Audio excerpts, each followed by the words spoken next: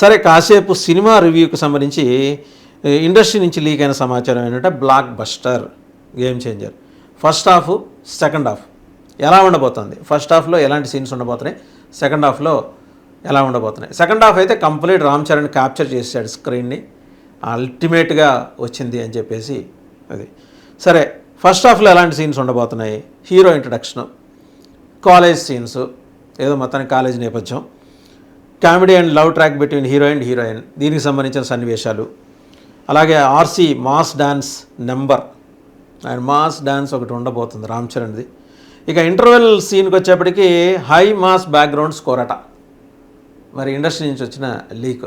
ఇక హోరెత్తిపోద్ది, అభిమానులు విజిల్స్ తోటి రపా రపా రపా చేసేస్తారు అని చెప్పేసి ఇంటర్వెల్ వరకు అది.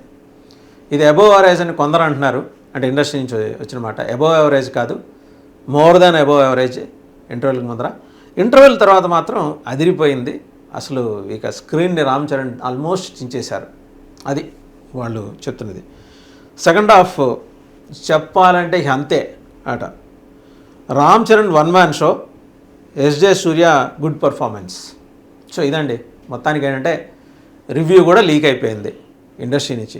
ఉంటారు కదా ఔత్సాహికులు, ఎంతో కొంత సన్నివేశాలు యాసిటీస్గా చెప్పకపోయినప్పటికీ ఏ సన్నివేశాలు ఉంటున్నాయి, ఎలాంటి కథను తీసుకుంటున్నారు, స్క్రీన్ ప్లే ఎలా ఆకట్టుకోబోతోంది, అలాగే ఇంటర్వెల్కి కరెక్ట్గా ముందు ఆ హై మాస్ బ్యాక్గ్రౌండ్ స్కోర్ ఎలా ఉండబోతోంది, దాని మీద అయితే సోషల్ మీడియాలో వచ్చాయండి కథనాలు, కొన్ని వేల కథనాలు వచ్చినాయి.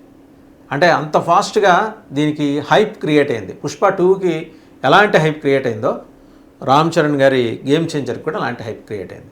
సెకండ్ హాఫ్ అయితే కంప్లీట్ ఇంటర్వెల్ అయిపోయిన తర్వాత సెకండ్ హాఫ్లో అక్కడి నుంచి మళ్ళీ ఎండ్ కార్డు పడేదాకా కంప్లీట్ క్యాప్చర్ చేసింది రామ్ చరణ్.